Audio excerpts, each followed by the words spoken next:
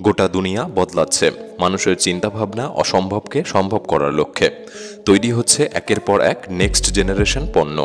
AI টেকনোলজির যেভাবে উন্নতি ঘটছে তাতে মানব সভ্যতার অগ্রগতি আরও অনেক দূরে যাবে বলে মনে করা হচ্ছে। একসময় হয়তো যানবাহনগুলি রাস্তায় নয় বরং আকাশে উড়বে। ইতিমধ্যে চীন এমন একটি এআই চালিত উড়ন্ত গাড়ি তৈরি করেছে যা শীঘ্র গোটা দুনিয়া বদলে দেবে। আজকের ভিডিওতে আমি আপনাকে সেই সমস্ত উদ্ভাবন দেখাতে চলেছি যা সত্যি নেক্সট লেভেলের। তাই ভিডিওটি সম্পূর্ণ দেখার অনুরোধ রইল। আর নতুন বন্ধুরা অবশ্যই পাশে থাকা সাবস্ক্রাইব লেখাটি প্রেস করে বেল আইকনের অল অপশন সিলেক্ট করুন। ফেজ 35 গত বছরের জুন মাসে বিশেষজ্ঞরা সফলভাবে 20 কিলোমিটারের বেশি উচ্চতায় ফেজ 35 নামে একটি মনুষ্যবিহীন আকাশযান ওড়াতে সক্ষম হয়েছে।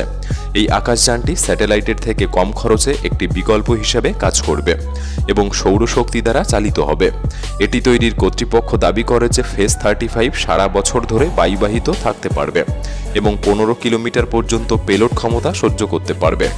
5G নেটওয়ার্ক সিস্টেম থেকে শুরু করে বনের দাবানল পর্যবেক্ষণ এবং আরও এই ধরনের কাজ পরিচালনা করতে পারবে।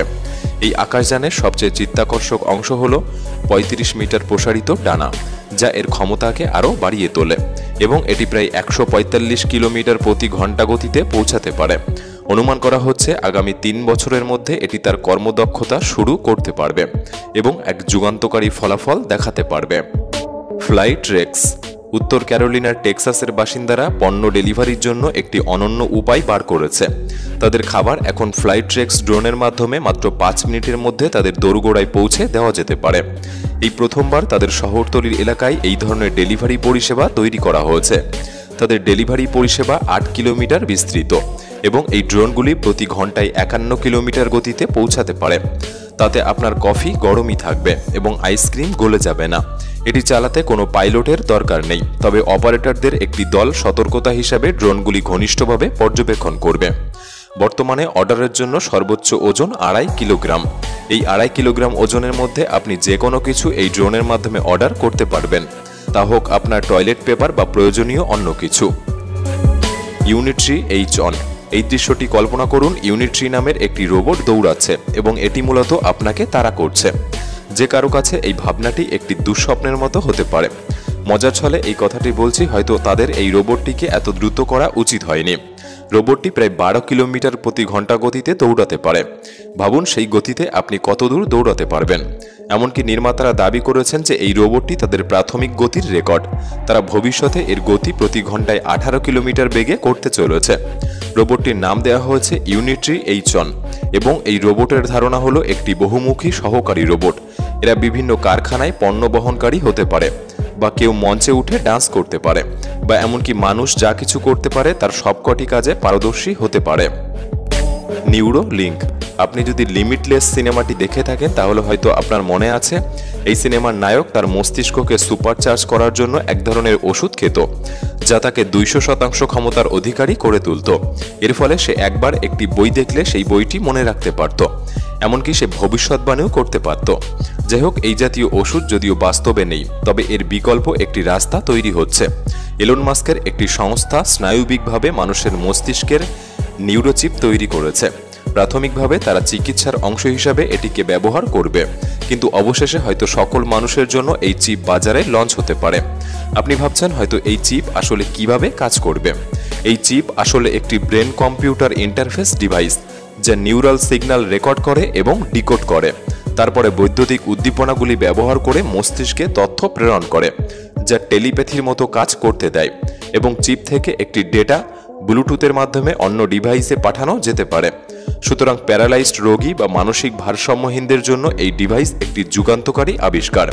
এই চিপগুলি অত্যন্ত ছোট, 23/8 মিলিমিটার, তাই ইমপ্ল্যান্ট করার সময় খুবই স্বল্প জায়গা যথেষ্ট এবং মস্তিষ্কের কোনো ক্ষতি করে না। আর্টাস ফিঙ্গার এক্সোস্কেলিটন আপনি কি কখনো ফিঙ্গার এক্সোস্কেলিটন সম্পর্কে শুনেছেন? এবং আপনি কি জানেন নিয়মিত আঙুল দিয়ে বোতাম প্রেস করা যে কোনো ধরনের কাজ আপনার আঙুলের ক্ষতি করতে পারে? তাহলে পরিচয় করুন GMBA উদ্ভাবকদের সাথে, যাদের তৈরি করা এই ফিঙ্গার এক্সোস্কেলিটন আপনার আঙুলগুলিকে খুব বেশি পিছনে বা বাঁকানো থেকে রক্ষা করে এবং সবকিছুই আপনার স্বাভাবিক গতির উপর নির্ভর করে। এবং সবচেয়ে ভালো ব্যাপার হলো এই আঙুলে থাকা ডিজি স্কিন, আপনাকে সত্যিকারের স্পর্শকাতর অনুভূতি দেবে। এটি যে নকল আঙুল আপনি বুঝতেই পারবেন না। এর প্রত্যেকটির ওজন 6 থেকে 12 গ্রাম এবং এটি প্রায় 50 কিলোগ্রাম স্ট্যাটিক লোড পরিচালনা করতে পারে। ইডেন আইএসএস মঙ্গল গ্রহে যাত্রা করার অংশ হিসাবে ইডেন আইএসএস প্রকল্প হল একটি মহাকাশে নির্ভরযোগ্য উদ্ভিদ চাষ পদ্ধতি। এই অনুশীলনে তারা 13 বর্গ কিলোমিটার একটি কম্প্যাক্ট জায়গায় 29 কেজি টমেটো, 51 কেজি শশা সহ সবুজ শাক, বাঁধাকপি, মূলা এবং আরও অনেক কিছু ফলাতে সক্ষম হয়েছে এবং আশ্চর্যজনকভাবে এই সবই আন্টার্কটিকার একটি বিশেষ মাটিবিহীন গ্রিনহাউসে সমৃদ্ধ হয়েছে। ইডেন আইএসএস গাছগুলিতে পুষ্টি এনেছে এবং একটি স্বাস্থ্যকর ফসল উৎপন্ন করেছে। এলইডি বাতিগুলি সফলভাবে রাতের মেরুকে জয় করেছে, যেখানে বাইরের তাপমাত্রা -40 ডিগ্রি সেলসিয়াস ছিল। আধুনিক প্রযুক্তির ফলে যে তাপমাত্রা কন্ট্রোলে আনা সম্ভব হয়েছে।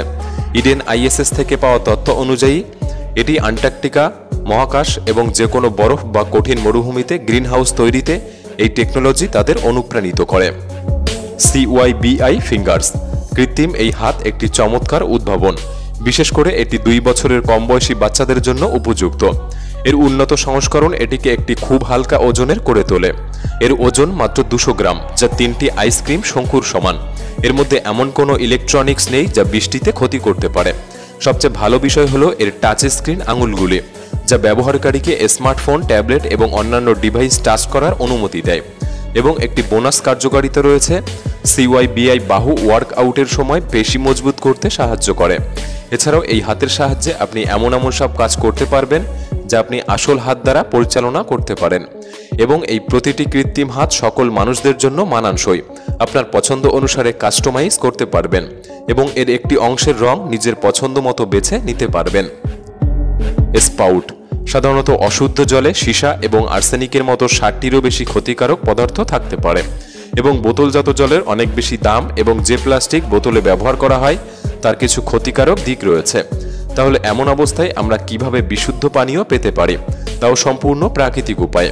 উভয় সমস্যার সমাধান করতে স্পাউট নামে একটি ডিভাইস তৈরি হয়েছে, যা বাতাস থেকে প্রতিদিন প্রায় 9.5 লিটার বিশুদ্ধ জল একত্র করতে পারে, যা অন্য সব পিউরিফাই ডিভাইসের থেকে 50% সস্তা এবং অন্যান্য পিউরিফায়ার চেয়ে দ্বিগুণ পরিষ্কার। কিউই ফ্রুট পিকিং রোবট যদি 2018 সালে ফিরে দেখা যায়, তবে বিশ্বব্যাপী কিউই ফলের বাজার মূল্য ছিল $7.6 বিলিয়ন, যা লিechtenstein দেশের মোট জিডিপির থেকেও বেশি। সুতরাং আপনি যদি কিউই ফলের চাষ করেন, এটি একটি বিশাল বড় ব্যবসা। এই কারণেই উদ্ভাবকরা কিউই ফ্রুট পিকিং রোবট তৈরি করেছে, যা উন্নত ক্যামেরা এবং লার্নিং অ্যালগোরিদম দিয়ে সজ্জিত।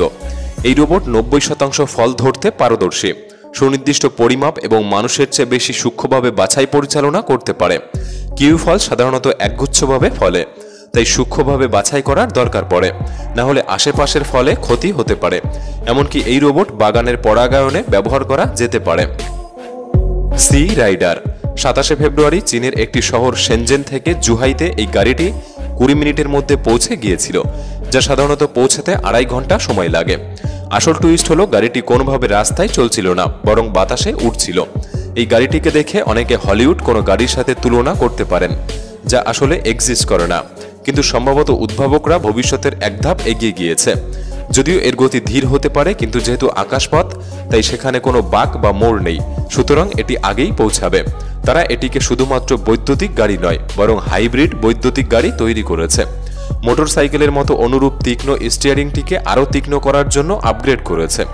ওজনও কিছুটা কমিয়েছে, প্রায় 65 কিলোগ্রাম। এর মাধ্যমে আপনি 77 কিলোমিটার ঘন্টায় পৌঁছাতে পারবেন এবং একবার চার্জে 15 মিনিটের রাইড করতে পারবেন। ভবিষ্যৎ এবং বর্তমানের তৈরি হওয়া এই আবিষ্কারগুলি সম্পর্কে আপনার কি মতামত আমাদের কমেন্ট বক্সে জানাতে পারেন। ভিডিওটি ভালো লাগলে একটি লাইক করতে পারেন। তাহলে দেখা হচ্ছে পরবর্তী নতুন একটি এপিসোডে। ধন্যবাদ।